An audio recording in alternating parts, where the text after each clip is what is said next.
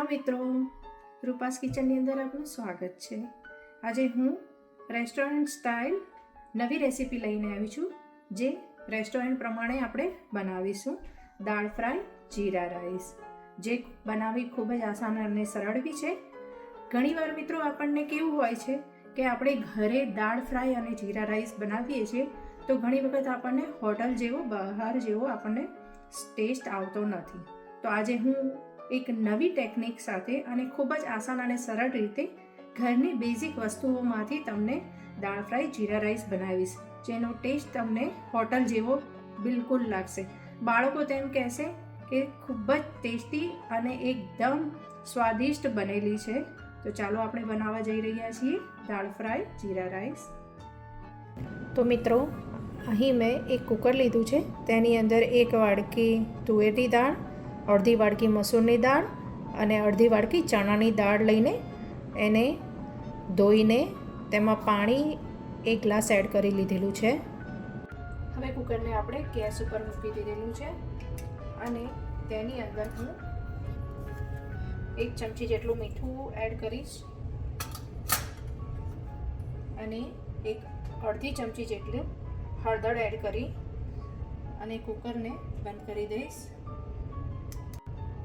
અહીં આપણે કુકરને બંધ કરી દીધેલું છે અને તેને 3 થી 4 વિસલ વાગે ત્યાં સુધી એને થવા દઈશું।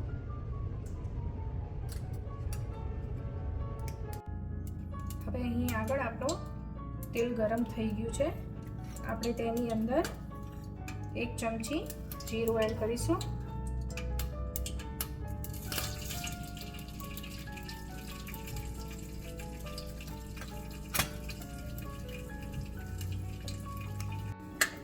તેની અંદર હું થોડી હિંગ એડ કરીશ।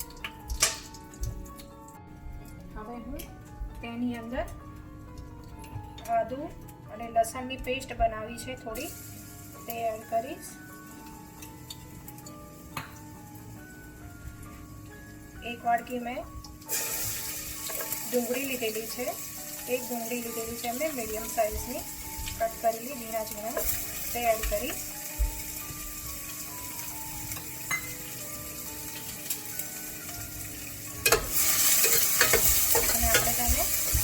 મિક્સ કરી લઈશું।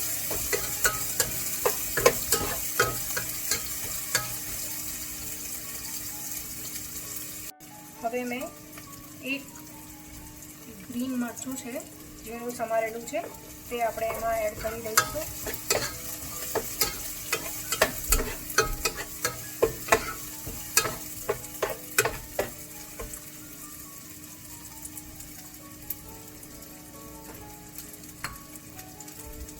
હવે તેની અંદર મેં 1 મીડિયમ સાઇઝનું ટમેટું કટ કરી લીધું છે નાના નાના પીસમાં, તે આપણે અંદર એડ કરી દઈશું।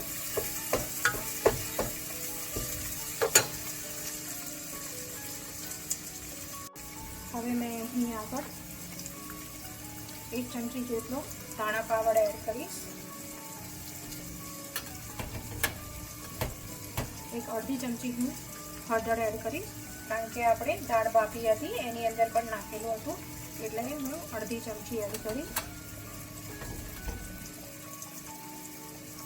1/2 ચમચી હું મીઠું એડ કરીશ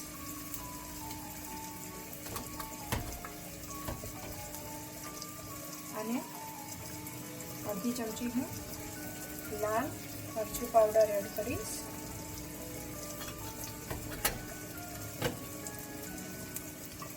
અને થોડું હું ગરમ મસાલો અંદર એડ કરીશ 1 ચમચી। આ બધું આપણે તે મિક્સ કરીને એને હલાવી લઈશું। ગેસની ફ્લેમ આપણે સ્લો રાખવાની છે।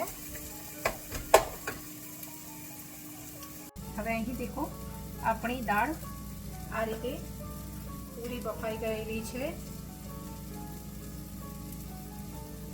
હવે આપણે આ દાળને આ મસાલામાં એડ કરીશું।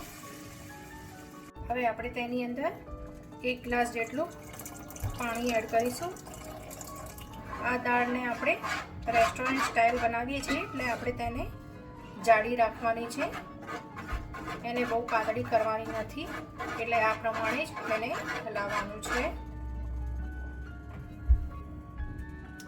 હવે તેની અંદર હું 1 ચમચી રેસ્ટોરન્ટમાં જે આપણે યુઝ થાય છે કે જેનાથી આપણો ટેસ્ટ રેસ્ટોરન્ટ જેવો આવે છે, તો તેના માટે હું કસ્તુરી મેથી તેમાં 1 ચમચી એડ કરીશ, જેથી કરીને આપણો ટેસ્ટ ખૂબ જ સરસ આવે છે. હવે તેને આપણે હલાવીને 5 મિનિટ માટે તેને ઉકળવા દઈશું. તો મિત્રો, અહીં આપણે હવે ઉપર એક બીજો રેસ્ટોરન્ટની અંદર એક ઉપરથી અલગ તડકો લગાવે છે, તો આપણે તે પ્રમાણે અલગ તડકા કરીશું. તો આપણે તેના માટે એક નાનું પેન લીધેલું છે. હવે તેની અંદર હું 2 થી 3 ચમચી તેલ એડ કરીશ.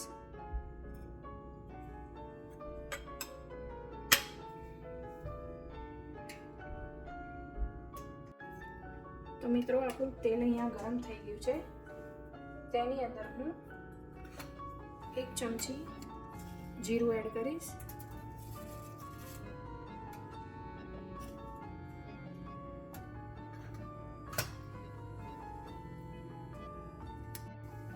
અહીં આપણું જીરું ફૂટવા લાગ્યું છે.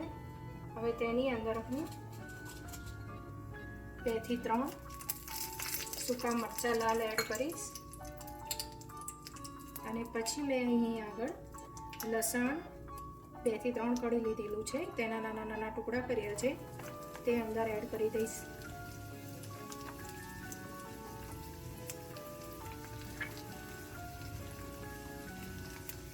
થોડી હિંગ આપણે એડ કરીશું.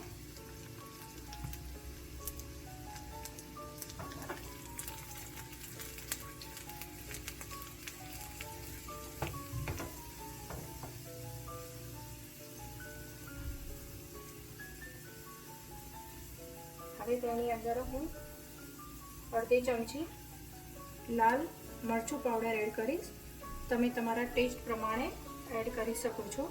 ગેસની ફ્લેમ ઓફ કરી દઈશ અને આપણે આ વઘાર આપણે આ દાળની ઉપર રેડી દઈશું.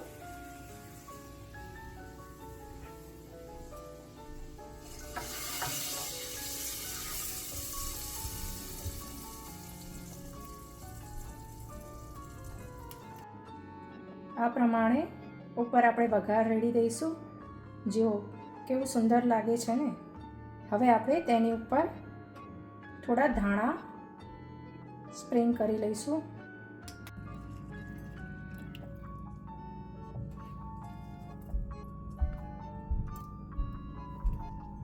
તો આપણું આ દાળ ફ્રાય તૈયાર થઈ ગયેલી છે.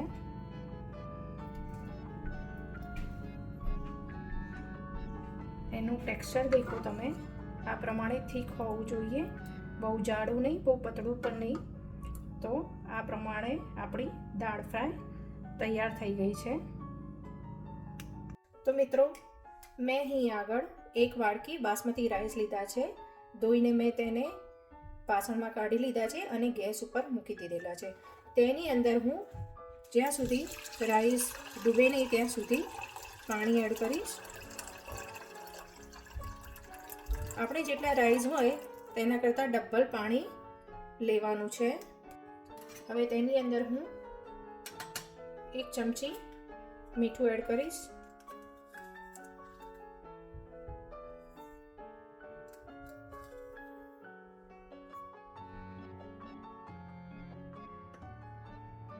અને ગેસની ફ્લેમ ઓન કરી દઈશ.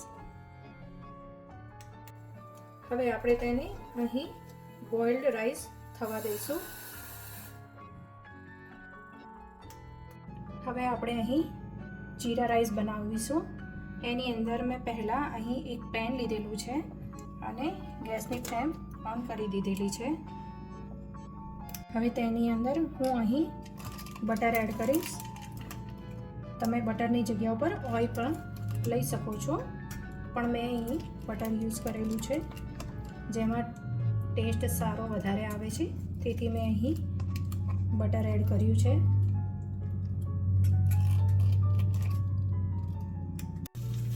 અહીં આપણું બટર ગરમ થઈ ગયું છે.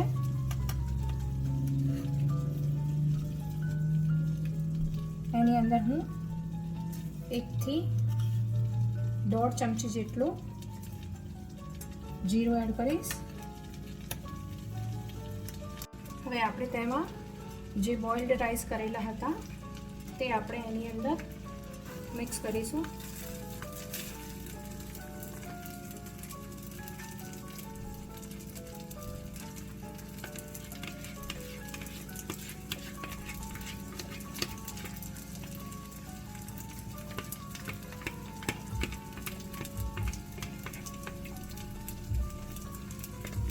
અને એને હલાવી લઈશું આપણે.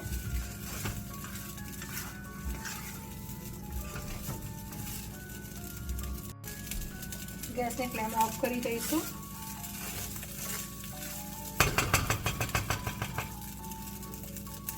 અને ઉપર આપણે થોડા દાણા એડ કરી દઈશું.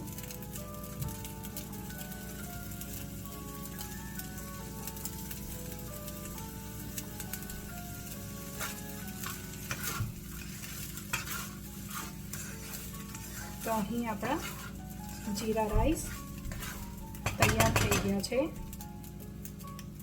તો મિત્રો, આપણા દાળ ફ્રાય જીરા રાઈસ બનીને તૈયાર થઈ ગયા છે. ખૂબ જ ઝડપથી અને ખૂબ જ આસાન અને સરળ રીતે બની ગયેલા છે. તો તમને આ મારી આજની આ રેસીપી કેવી લાગી તે એકવાર તમે જરૂરથી બનાવીને ટ્રાય કરજો. તમારા મિત્રો અને તમારા ફેમિલી સાથે શેર કરજો. અને મારી ચેનલને લાઈક અને સબસ્ક્રાઈબ કરવાનું ભૂલશો નહીં. આવા નવા વિડીયો લઈને હું ફરીથી તમારા સમક્ષ હાજર થઈશ. ત્યાં સુધી જય શ્રી કૃષ્ણ.